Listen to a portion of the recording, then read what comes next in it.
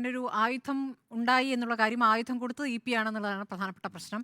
പറഞ്ഞു പോയത് തെറ്റി. ഇന്നിപ്പോൾ അത് വിശദീകരിക്കുമ്പോഴും അദ്ദേഹത്തിന് അത് കൃത്യമായിട്ട് നല്ല ഭംഗിയായിട്ട് വിശദീകരിക്കാൻ പറ്റിയെന്ന് ഞാൻ കരുതുന്നില്ല. ഇപ്പോൾ വരുന്ന ഒരു വിവരം രാജീവ് ചന്ദ്രശേഖരൻ്റെ സത്യവാങ്മൂലത്തിൽ ഭാര്യയ്ക്ക് നിരാമയിൽ ഷെയറുണ്ട് എന്ന ഒരു കാര്യം കൂടി പുറത്തു വരുന്നുണ്ട്. അപ്പോൾ ശരിയാണ്, രാജീവ് ചന്ദ്രശേഖരൻ പറയുന്നു തനിക്ക് ഷെയർ ഇല്ലാന്ന്, ഇ.പി. പറയുന്നു തനിക്ക് ഷെയർ ഇല്ലാന്ന്. ഇ.പിയുടെ ഭാര്യയ്ക്കാണല്ലോ ഷെയർ ഉള്ളത്. അപ്പോൾ ആ രൂപത്തിൽ അത് വേണമെങ്കിൽ വിശദീകരിക്കാം. പക്ഷേ ഒരു കമ്മ്യൂണിസ്റ്റ് ജീവിതത്തിൽ കമ്മ്യൂണിസ്റ്റ് നേതാവിന് ഈ രൂപത്തിൽ ബന്ധങ്ങൾ ഉണ്ടാകാമോ, ഇങ്ങനെ ഒരു റിസോർട്ടുമായി ബന്ധപ്പെട്ട് ഇങ്ങനെ ഒരു ഷെയർ ഇടാമോ എന്നൊക്കെയുള്ള ചർച്ച പാർട്ടിക്കകത്ത് തന്നെയാണ് നടന്നിട്ടുള്ളത്. CPM സംസ്ഥാന കമ്മിറ്റിയിൽ തന്നെയാണ് വന്നിട്ടുള്ളത്. അത് പുറത്തുനിന്ന് ആരുമല്ല, പി ജയരാജൻ തന്നെ പാർട്ടിക്കകത്ത് ഉന്നയിക്കുകയും പാർട്ടി അത് ചർച്ച ചെയ്യുകയും പാർട്ടി അന്വേഷിക്കുകയൊക്കെ ചെയ്ത ശേഷം ആ ഷെയർ പിൻവലിക്കാനുള്ള തീരുമാനം ഉണ്ടാവുകയും ചെയ്തതാണ്. ഇത് കഴിഞ്ഞ ഏപ്രിൽ ഉണ്ടായ കാര്യങ്ങളാണ്. ഈ രാജീവ് ചന്ദ്രശേഖറിൻ്റെ കമ്പനിയുമായി ധാരണാപത്രം ഒപ്പിടുന്നതൊക്കെ ആ കാലത്ത് ഏപ്രിൽ 15-നാണെന്ന് തോന്നുന്നു. അപ്പോൾ ആ സമയത്തുണ്ടായ വാർത്തയാണ്.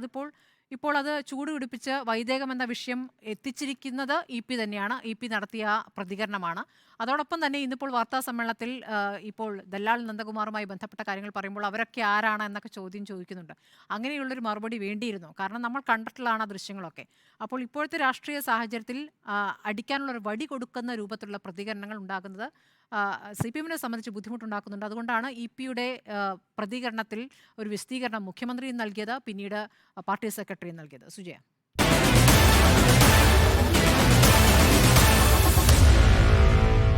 Meet the editors.